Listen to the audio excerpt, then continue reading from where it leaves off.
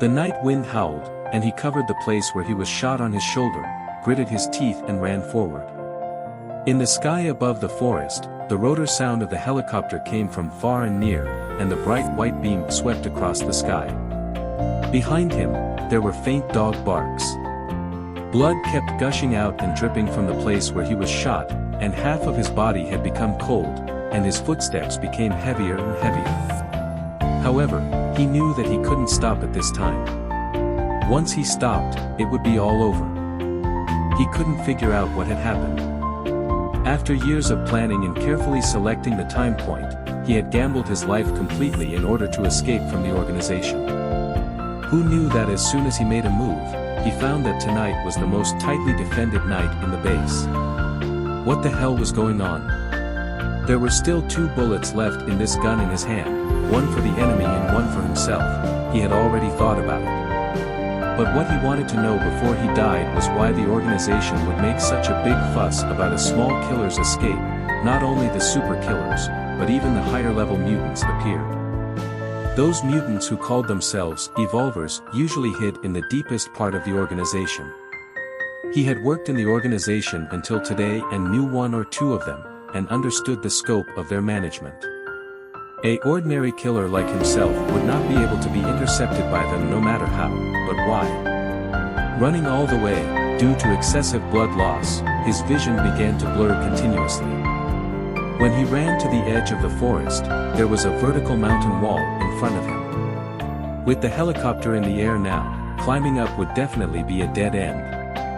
He ran along the mountain wall to one side, and at the corner of the mountain wall in front, a faint red light filled the air.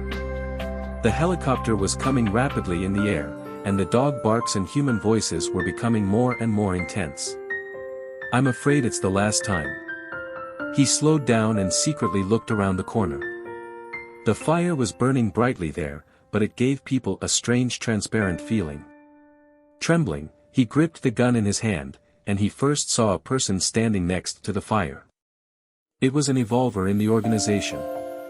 Most of these evolvers have extraordinary and strange abilities. He didn't know how many mutants had gathered here, and he didn't dare to look more. Anyway, there were only 2 bullets, so he quietly raised his hand and aimed. He knew this was the last time to aim in his life.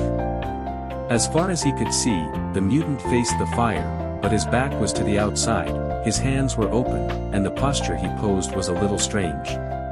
If it was a killer, he would never pose such an unguarded and dangerous action, but whatever. With a gritted teeth, the gunshot rang out, and the bullet hit the temple of that person, and the whole body was blown away. So what if it was a mutant? Wasn't it still hanging when hit by a bullet? Thinking like this in his heart, he suddenly turned the muzzle of the gun to his forehead, but in this moment, a strange and soul-stirring scream suddenly sounded, his hand trembled, and then a huge wall of fire rushed past in front of his eyes like a torrent. The flames melted gold and corroded iron, and I don't know how far it rushed out of the forest. The trees that were swept by it instantly turned to ashes. Because the place where the flames erupted was the depression of the mountain wall, it just swept past in front of his eyes. However, he didn't feel any heat. When he looked up, a huge red bird was soaring into the sky with a clear cry, which was the fire phoenix depicted in Chinese legends. The fire cloud burned the entire night sky, and the several helicopters that chased from behind were touched by the flames and immediately exploded and fell. The red light was like rain, falling on the forest.